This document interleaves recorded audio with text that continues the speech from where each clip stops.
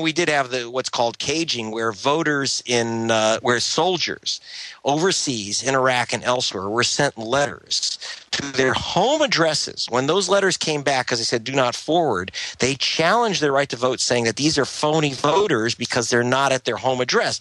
Well, there's a reason why soldiers are not at their home address. Is that correct? You remember the RNC? Oh, you're you're for Al Qaeda now. We're going to be right back. You're evil. If you don't like if you want the troops to be able to vote, you're evil, Greg Palast. So am I as well. Just anti-American to actually be able to really vote.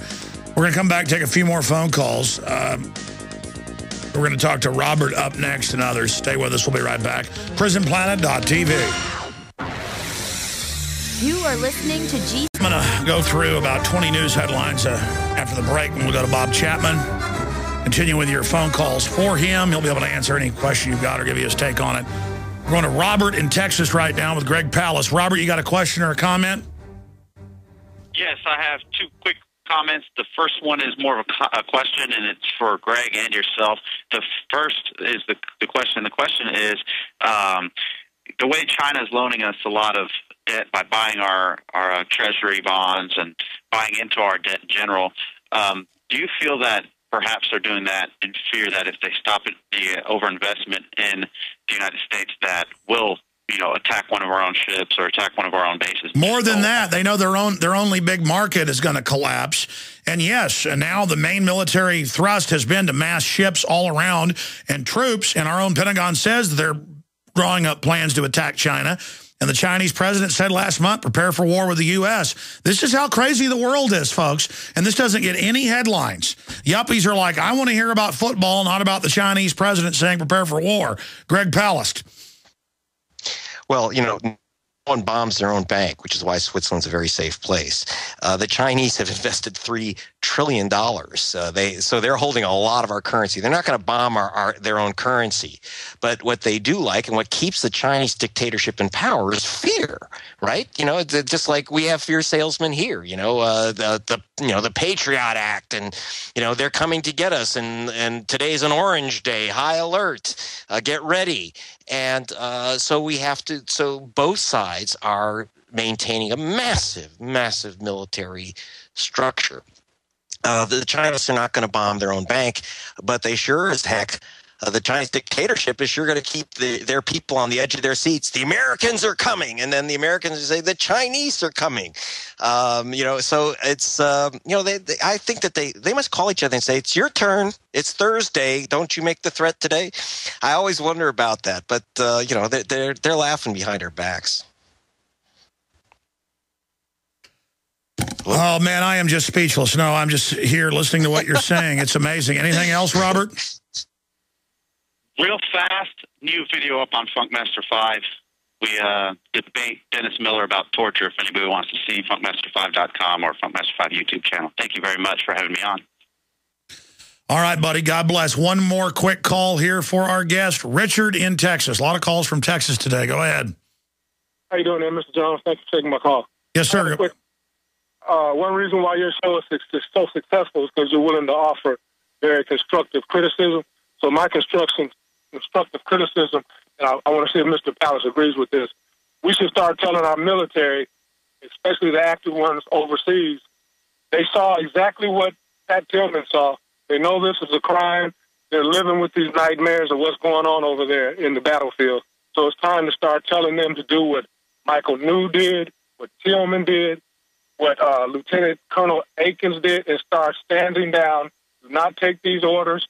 Just come home and take whatever penalty they're going to get. They may have to go to Leavenworth for a couple of months, whatever. But it's better than repeating the crime of going back overseas. Until I just got through running back to the phone. They're going back and forth, destroying these countries just for the globalists to profit and bring us into this new world order. So it's time to start telling our troops specifically to do exactly what Michael New and them have done. Greg Palast, great point, sir. Stay there. I might come back to you, John, after the break. But real fast, Greg, 20 seconds on what he just said. It's a tough one to tell people to put themselves in jeopardy like that. Mr. Manning, for example, has released important documents to us is going to spend the rest of his life in the bottom of a military hole. It's tough to ask people to do that. Greg, great having you with us. Vultures Picnic is the book. Get it today. Thank you, Greg. Talk to you soon. Okay. Alex, you're the best. You bet. I want to ask the last caller we were just talking to, Richard, if he is former military. He's listening on 90.1. I want to ask him that and then go to Bob Chapman and a ton of news. Stay with us. Okay. Infowars.com is reporting with a leaked Navy memo that they're telling members of the military, do not go to the Ron Paul, Troops for Ron Paul rally. Even if you're off duty, you don't have free speech in America. Now, their regulations say you can go to rallies, just don't speak, and don't do it in your uniform. But military top brass tell troops not to march in Ron Paul rally. High importance message distributed by senior Navy official. And we have that information at Infowars.com. Now, I'm going to Bob Chapman here in a moment, and then everybody else that's patiently holding with Bob, because we're going to have open phones for Bob today, of the internationalforecaster.com. But expanding on this here, we were talking to Richard in Texas, and Richard was just calling in, if you missed him, and was saying, look, it's time for the military to stand down and say no. Well, they take the troops and they put them in this peer pressure. And then they do carry out, orders that are unconstitutional. They do carry out things that violate their oath. And they do it all the time, like troops being ordered to grow opium in Afghanistan. I saw a new meme on the internet saying I'm a liar about that, even though it's on NBC News, ABC News, Nightly News, BBC, Fox News, CNN. I mean, just type troops guarding and growing opium in Afghanistan, and they're on the news saying, we don't like it, but if we don't, Al-Qaeda gets it, so we grow it, and then it's shipped out. And people are like, that's not true. How dare you say the troops are drug dealers? No. That's like when I say there were bombs in the World Trade Center, they say, you're saying the fire department did it. And I never said that. These are fake memes they put out. The point is, this is going on. This is happening. These wars are illegal. The drones flying into countries and killing people without a declaration of war, it's all illegal. Now they're going to use the drones against us. The government spying on us without warrants is illegal. A world government is setting up a planetary dictatorship right now. It's all out in the open. Our freedoms are being eradicated. They're saying the military is going to be used against us. That's treason. The Roman Senate knew that 2,000 plus years ago. Do we know that now? This is classical oppression. And the caller was saying it's time for the troops. That'd be a good discussion sometime for the troops. What order would you not follow? I mean, since there's no Bill of Rights and Constitution, it's effectively being trampled. The system's just getting around to now exercising their criminal authority, their power. They are a power, but it's illegitimate. When a serial killer has you tied up, they're the power. They are a power. That's a famous line from the, it's in a movie, but it's actually what was said at the trial. The King of England wouldn't, they were trying for treason, for waging war against the population. They asked him, they said, you don't recognize this court? He says, I recognize it as a power, but not as having jurisdiction over me. I recognize you as a power. And that's really what all of this just comes down to. Foreign banks came in illegitimately. They took over. They're a foreign power. They're openly, ridiculously criminal. They admit they're dictatorial because they have to now. They're just going, okay, it is world government. We are dictatorial. Do what we say or we'll implode the economy.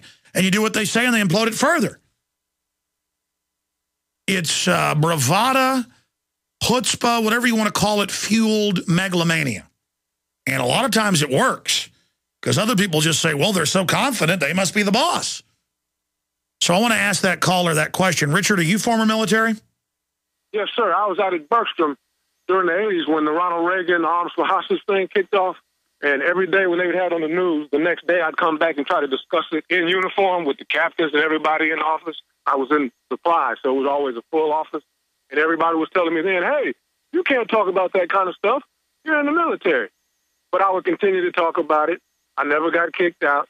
But now when 91 came up and I started seeing Dick Cheney and Rumsfeld and all the rest of those criminals on TV talking about we got a new enemy now. We don't really know what he looks like. We don't know what we think they're coming from the Middle East, blah, blah, blah. I started telling everybody because it wasn't hard to see.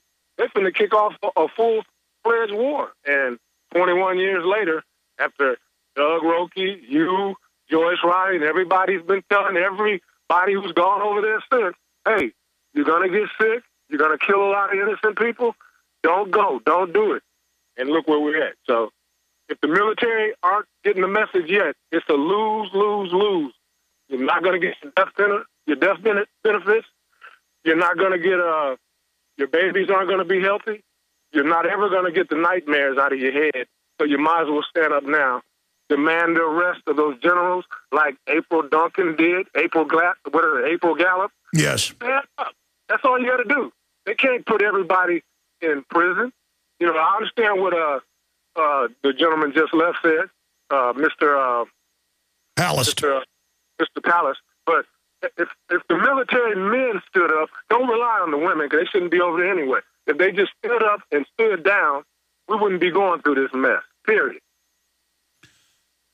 And that's the issue. What if the Germans wouldn't have followed the orders to attack Poland or France?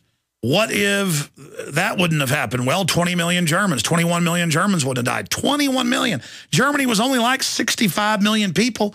Mainline history says 20 million. What is 20 million out of 60-something million? That's a third. I mean, that was the cost because the men up front wouldn't say no. Hitler got elected as a junior member of the parliament. He got elected running a coalition of like 34%. And nobody stood up to him. Same thing with the communists, same thing. And we know what this looks like. We know that the crazy drive of these elites will lead them and us to destruction. And I'm telling you, America, I'm telling you, the crimes of the people that run our country, when it's all said and done, if we beat them and it all comes out, I can tell you it's bigger than Hitler. It's bigger than Stalin. It's bigger than Mao. The New World Order through the U.S. is killing people everywhere. They got covert wars going on all over the place. Zbigniew Brzezinski is so evil that in 2 books, you can pull the quotes up online, just say, type in Zbigniew Brzezinski brags about funding Pol Pot and mass death. And he says, it's really a wonderful thing that I can say that Pol Pot defeated communism. Yeah, he did kill, a large part of his population, but that's okay because we didn't do it. We just helped him do it. And see, I've learned, I appreciate your call, sir. These globalists, I want to talk to Bob Chapman about this right now. They have these weird rules where they do it through committees. They all share responsibility, like buying insurance or something, where no one really ever fully puts all the pieces together, where they can kind of deny, and, well, I funded somebody else that did it. As people say, well, won't the New World Order kill you? And like Steve Pachinik, who's a guy that brings down major governments in the past. I mean, talk about a real spy master, psych warfare guy. He'll tell you it's an inside job, but he'll say, Alex, don't worry about him killing you. It's too much paperwork because big guys up top don't like start to kill Americans because that can then be used to blackmail them later. People like Bill Gates and all that just do it through, oh, here's what this corn does, and then it's got a back door, and then they can deny it later. What do you call that system the globalists engage in, where they kind of have overlapping fields of deniability, plausible deniability? What do you call it, Bob Chapman? You were in intelligence, the biggest financial newsletter for decades out there. You've been around the world. You were fighting the New World Order 50 years ago. Do you agree with my statement? And what do you call that globalist mindset?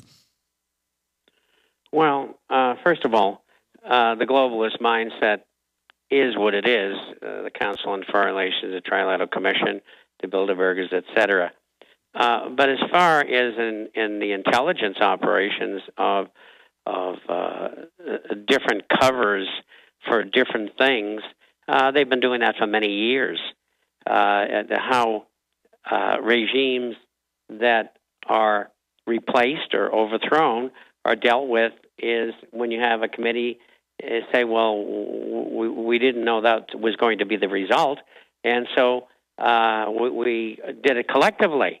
And the answer to that, very simply, is good. All of you line up against the wall. I mean, that's the way you solve it. But the deniability factor is always there. They've always got some kind of cover, some beard going on with